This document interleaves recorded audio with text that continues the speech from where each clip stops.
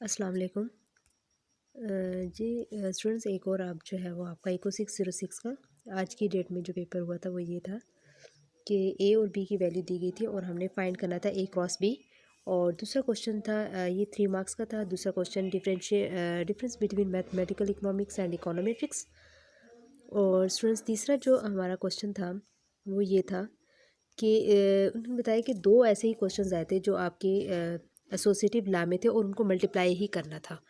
तो I think उसकी जो है वो वैल्यूज़ चेंज होंगी, तो इस वजह से जो है वो उन्होंने दो क्वेश्चंस बना के दे दिए।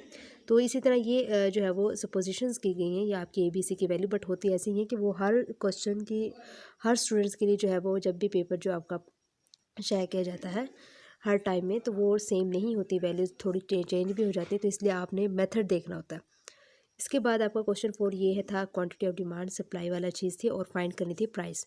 तो इसका सोल्यूशन जो है वो आपके सामने यहाँ पर है। मैं आपको बता दूँ कि ये आपके पहले भी मैंने बताया था कि जो आपके एडिशन सब्ट्रैक्शन एंड मल्टीप्लिकेशन वाली चीज़ है ये आपकी इंपॉर्टेंट है एज अ शॉर्ट क्वेश्चंस के हवाले से। तो सो आपका जो है वो ये वाला एक मिनट, ये वाला जो है आपका सोल्यूशन था, ये वाला जो आपका ए क्रॉस बी फाइंड करना था और इसकी जो है वो वैल्यू हमें निकालनी थी। ठीक हो गया, ये करना था फाइंड। उसके बाद आपके पास जो दूसरा क्वेश्चन था मैथमेटिकल इकोनॉमिक्स और इकोनोमेट्रिक्स का डिफरेंस था, जो कि पहले भी बताया था मैंने, एज अ शॉर्ट में भी पूछ लिया जाता है, लॉन्ग में भी। तो ये इंपॉर्टेंट है, ये करना था हमने। इसके बाद जो है वो आपका आ जाता है ये वाला quantity of demand and quantity of supply वाला। तो इसका जो है वो जैसे आपकी क्वांटिटी डिमांड ये दी गई थी और क्वांटिटी ऑफ सप्लाई ये दी जाती है, तो आपने इक्विलिब्रियम फॉर्म भी करना होता है। इक्विलिब्रियम फॉर्म क्या होता है? जब आपके पास डिमांड बराबर हो जाती है सप्लाई के, आपने दोनों की वैल्यूज़ बराबर रखे और उनको जैसे हम सिंप्लीफाई करते हैं वैसे करके आपने इसकी जो है वैल्यू निकाल लेती होती है पी की। अब पी की वैल्यू जो है वो यहाँ पे दो निकली है, एक 1 और दूसरा -5। तो यहाँ पे जो है वो -5 नेगलेक्ट की गई है। ठीक हो गया, क्योंकि इसकी जो का साइन जो है वो इसके साथ नेगेटिव का लगा हुआ, तो इसलिए इसको नेगलेक्ट कर दिया गया।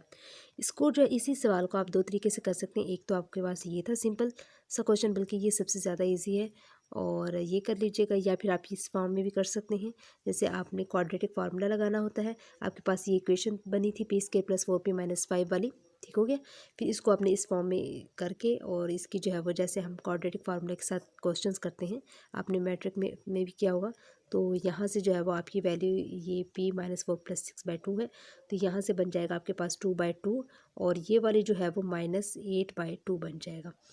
तो यहाँ से सॉरी -10/2 बन जाएगा। ठीक हो गया, तो 2 2 से कैंसिल 1, और ये 2 2 से 2 5 10 आ जाएगा, माइनस का 5 आ जाएगा। तो वही वैल्यूज़ आएंगे, आप दोनों तरीके से कर सकते हैं।